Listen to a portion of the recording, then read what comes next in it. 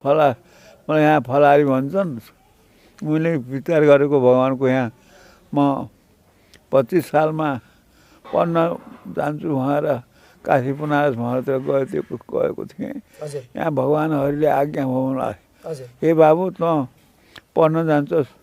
म पढ्न त पढेर त धेरै मान्छेहरू पढेका छन्, तर मेरो आराधना भएको छैन। म भोकै रहेको छु, मेरो आराधना भएको छैन। यो देवघाट हरिक्षेत्रमा जहिलेदेखि सालिग्राम तीर्थमा गण्डकी र नारायणको सङ्गम भयो, तहिलेदेखि यो ठाउँको नाम हरिक्षेत्र भएको थियो। तहिलेदेखि यहाँको अधिदेवता भएर म बसेको छु। आराधना मेरो आराधना भएको छैन, त्यो म भोकै रहेको छु।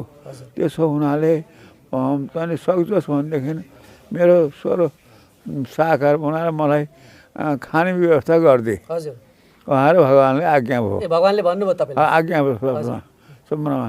प्रभु म त काशी बनारसमा पढ्न जान हिँडेको, प्रभु के गरौँ भने भनेपछि तेरो खुसी गर, मैले भन्ने कुरा भने तेरो खुसी गर भन्नुभयो। त्यसो भने के गर्ने अवश्य भगवान्, अब म के गरौँ भने मैले गएको थिएँ। त्यहाँबाट त्यो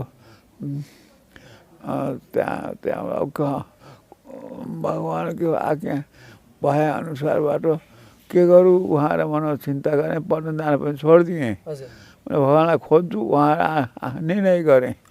गरेपछि फेरि यहाँको आज्ञा भगवान्को आज्ञा भयो भने, हे बाबु त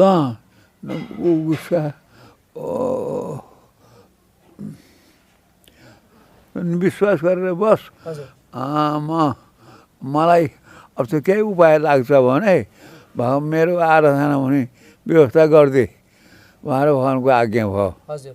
हस् त्यसो भने मैले सकेँ भनेदेखि म गरुडा प्रभु अब क्षमा गर्नु होला। म यो सालिग्राम तीर्थमा हरिक्षेत्रमा यो भगवान् हरि छन् भनेर कसैले पनि मलाई जानेको छैन। यो जान्ने हिसाबको बनाइदिए मलाई। सबैले जानेर सकेसम्म मलाई सबैको आराधना गर्ने हिसाबको बनाइदिए बाबु। भगवान्को आज्ञा भयो। त्यही अनुसारबाट म यहाँ बसेको छु। म पढ्न छोडिदिएँ, काशी बनारस पनि जान छोडिदिएँ। अनि अन्न पनि खानु हुँदैन? अन्न पनि जहिलेसम्म भगवान्लाई कति वर्ष भयो?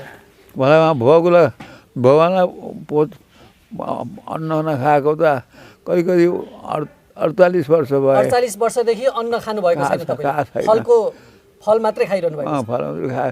त्यसमा भगवान् हरिलाई यहाँ भोग खाने व्यवस्था गर्न सक्दिनँ, तहिलेसम्म अन्न खाने छैन भन्ने विचार गरेर म पनि अलिक सानो पनि यसै भगवान् हरिलाई खोज्दैछु। त्यही अनुसारबाट यहाँ शेष साई भगवान्को अलि यहाँ सत्यनारायण मन्दिर छ। यो यहाँबाट फेरि पछि यहाँको अधिदेवता शेष साई भगवान्को स्थापना गरिएको छ। फेरि त्यहाँबाट माथि जङ्गलमा शेष साई भगवान्को पनि आराधना म कहिलेदेखि बसेको छु। उहाँको आज्ञा भएको हुनाले वहीँदेखि उहाँ व्यवस्था गरेको छु। सबै कुरो खाने भगवान्लाई भोग लगाउने व्यवस्था केही छैन।